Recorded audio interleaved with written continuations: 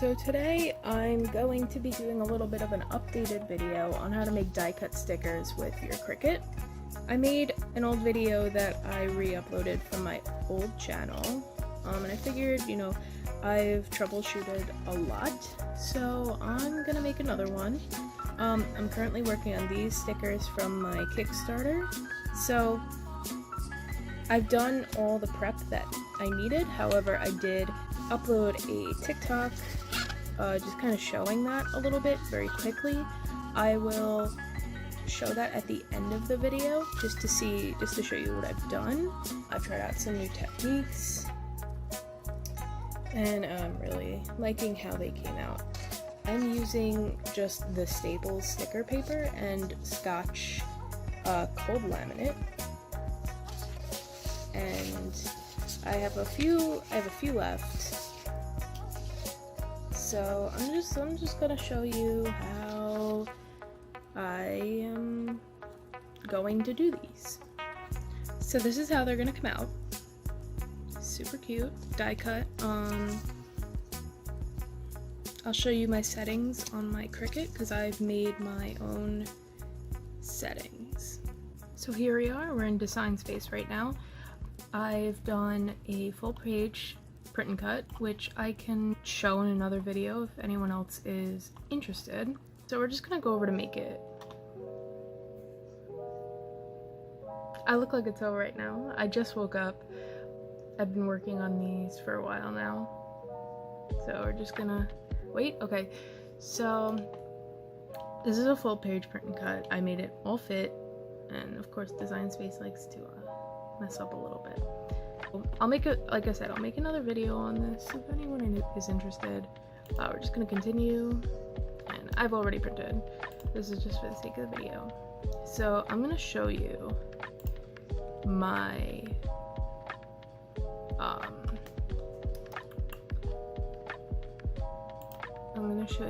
settings.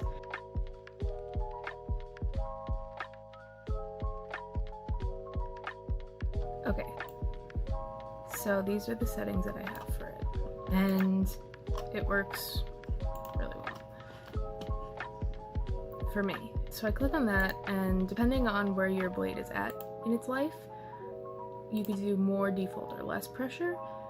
I found that right now less pressure is good because I'm using a relatively new blade, but default on a new blade might cut through into the mat, and more pressure will definitely cut through into the mat, but less pressure right now is definitely the best. You can use default when your blade is at like half-life, but I find less pressure on a brand new blade is perfect because it doesn't really cut the mat, but it cuts right through the laminate and the sticker paper. If you're wondering why I'm not doing the printable sticker paper, is because that doesn't cut all the way through. It doesn't do a die cut, it just cuts the top of it, and you really want it, for a die cut, you want it to cut right through the laminate. So our Cricut, she is ready to go. She's a little dusty, so let's ignore that. I've got everything here. This is where I'm keeping all the good stickers, the extra ones, and all of the like C grade stickers. These are where I keep all my tools. Right now we have them out, so she's ready to go. Let's load her up. I don't have a phone stand right now because I'm at my boyfriend's house. I'm gonna try to show this as best as I can. So we're gonna take one of these, just one of them, and I use my strong grip mat. Oh, sorry, standard grip. I use my standard grip mat. And we're just going to align this as perfect as possible. And what I like to do is start in the corner because it's the easiest. So that's not aligned at all. We're going to just line up just as perfect as possible. I like to start in the corner and then take a piece from here as well and just kind of flatten it down, because then it should end up straight. And then once you get that, this side should also be straight too, because you want to align this 90-degree angle. So now we're gonna take our, I call it a squeegee, it's technically called a scraper, and I'm just gonna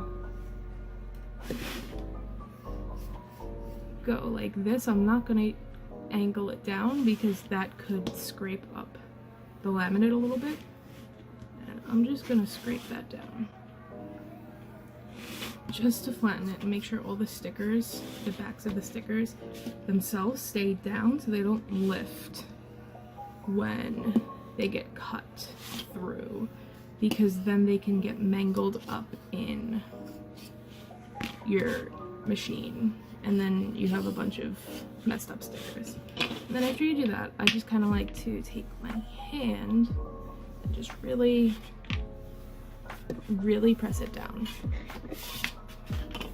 So now that it's all pressed down, you're gonna want to take a look at the laminate and where it ends. I've cut them all mostly to the inside of here so it doesn't cover the black line, which is the line that the Cricut reads. So as you can see, it ends on the inside, except down here you can see that it does cover the black line. And I'm glad that it did that so I can show you exactly what I do. So the Cricut reads here and here. It reads here first. So in order to save tape, you don't have to tape down the whole thing. You just need to know where the Cricut reads the lines. So you want to take some matte tape. Right now I'm using like the Rite Aid brand, but I have a bunch of different brands. I found some at Walmart in just packs of, like, a pack of 4, I believe. And it's not in like a plastic tape holder. So I just kind of made my own little tape roll. And then I take the weeding tool and I just kind of press it down. And hopefully we don't need to use the Sharpie, but if your Cricut is having problems, you can just Sharpie over this, and then sometimes I like to put another piece of tape so it is matte, because sometimes it does end up glossy and you want the lines to be matte. Okay, so I loaded her in and we're just gonna press the cut button, and I like to just kind of hold it flat. I actually did just order an extender. You can just find them right on Etsy. Just attaches right to the Cricut. So now we're just making sure she can read the lines okay. Okay, so she's having trouble reading that line. So we're just gonna take it out and we're going to darken the line with the Sharpie. So I just kind of take the Sharpie and just darken the line where she reads. You don't have to go all the way down. You just kind of want to go where she reads. So that's about there. And you're gonna want to go and do it for all of them, because if she's having that trouble with that one, you're gonna want to darken all the lines.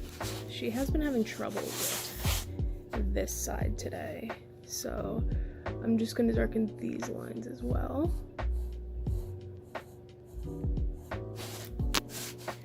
And the one up here. I think this one actually comes down a little more. You can trace all of them, but I mean, you can trace like the whole thing, but it does take up a lot of time. So I guess I'm also gonna do the ones down here as well.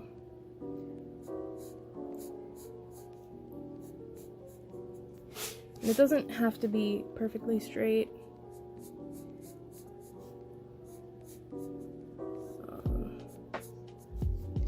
So that should be good.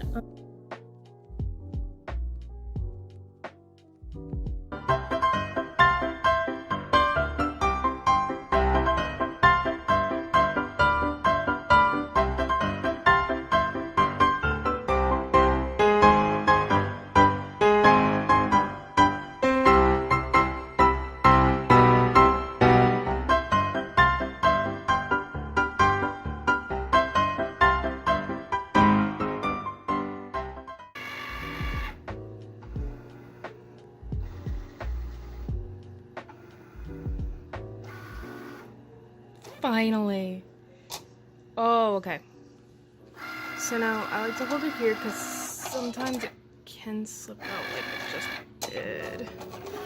Let's see, I'm hoping that cuts right. I think, okay, it's okay.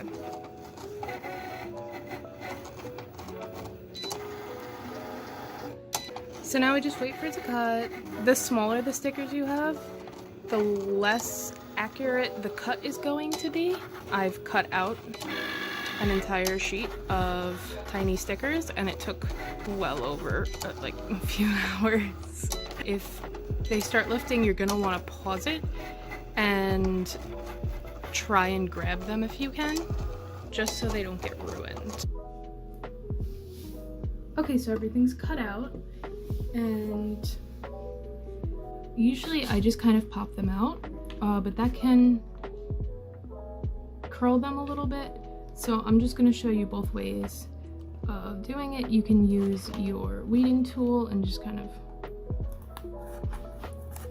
go like this underneath, and then just kind of grab it, and it's good. And this one has like a little fiber in the top. I'm going to see if I can get that out, but if not, then this one is probably going to be like a B grade. So we're gonna pop these out.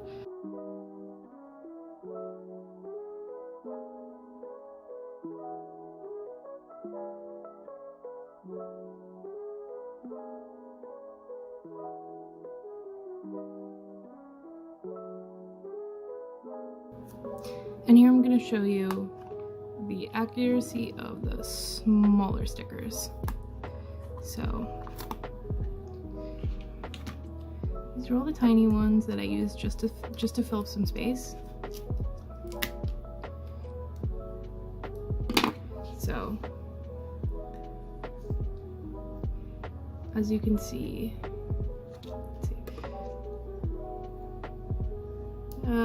shadow. Sorry. You can see that. Hold on one second.